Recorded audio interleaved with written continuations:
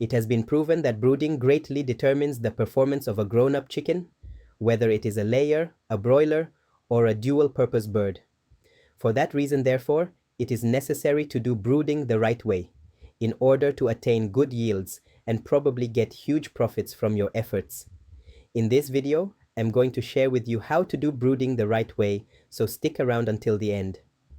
To begin, let us start by defining what a brooder is. A brooder is an enclosure or a house usually heated where chicks are reared when they are still young. The period in the brooder is from hatching to 3 to 4 weeks, depending on the breed of chicken and the climatic condition of that area. Brooding is the most delicate stage in the life of the chicks because they are very vulnerable to diseases and other stressful conditions. Heavy losses may occur in this period when not done correctly. If the brooding methods are satisfactory, mortality in chicks should not exceed 5% during the first 8 weeks of life. Farmers should therefore be very careful during brooding. Preparation of the brooder to receive the chicks. The following activities should be carried out some weeks before chicks arrive. 1. Construct a brooder or carry out the necessary repairs on the existing building. Ensure that the house does not leak, rainwater does not enter the windows, and the house does not let in drafts, also known as cold wind and rodents or predators. It may be necessary to block some windows with cardboards or old sack to reduce drafts and regulate ventilation.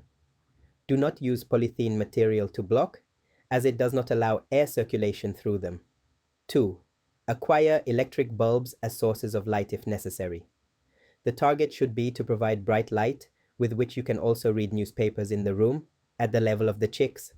Hang the bulbs to provide uniform light in the brooder. 3. Clean and disinfect the brooder. If it has been used before, remove the old litters. Wash and clean the whole room, the outside concrete runs, and equipment inside. The house is left for 2 to 4 weeks to fallow or stay idle before bringing in a new batch. This ensures that most disease agents die. 4. The sharp corners of the brooder should be rounded to prevent the chicks from piling in corners and suffocating. 5. Put beddings in the brooder 2 weeks before the arrival of chicks and spray with disinfectant around 2 to 3 times.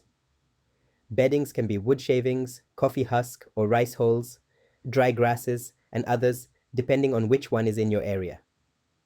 6.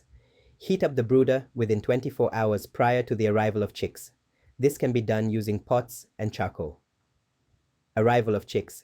When chicks have just arrived, they should be given water mixed with glucose and multivitamins to give them energy and to reduce stress respectively. After about 2 hours of drinking water, avail the chicks with feeds, particularly starter feed. And chicks should have light water and feeds 24 hours in a day for a period of about 3 to 4 weeks, purposely to make them grow very fast. Remember, the performance of chickens, no matter the breed, is greatly determined by how they were brooded. Litter and feeding management in the first days. Wood shavings, coffee or rice husks, or any other good litter materials are poured on the ground to form a depth of 3 to 4 inches. The litter should not be damp and moldy, nor should it be dusty. During the first week, the husks are covered with either brooding papers, newspapers, or boxes. This ensures that the chicks do not mistake the litter for food and eat it, causing impaction. This is because on the first days of life, they can't differentiate between food and litter. The newspaper also reduces the chances of naval infection in the first few days of life. Do not use polythene paper to cover the litter because it does not absorb water from droppings or spillage from water troughs. Brooding papers, newspapers, or boxes used should be removed from the brooder in the 4th day of brooding, preferably in the morning. It can also be removed when it is wet or very dirty. In case it becomes wet on the 1st or 2nd day, it is advisable to replace with a new one. To teach the chicks to feed, the first day, chick feed is placed as mounds on the paper. After that, feeding troughs adapted to the size of the chick are provided. Heating the brooder. Brooder is heated for at least 12 to 24 hours, 3 hours in emergencies before the chicks are stocked in. A cheap source of heat for the chicks is provided. In my area, charcoal or charcoal briquettes are the cheapest source. The briquettes or charcoal are lighted and placed in a clay pot, which is placed on some stones in the brooding area. When the chicks are small, they need to be kept together and close to the heat source through a chick guard.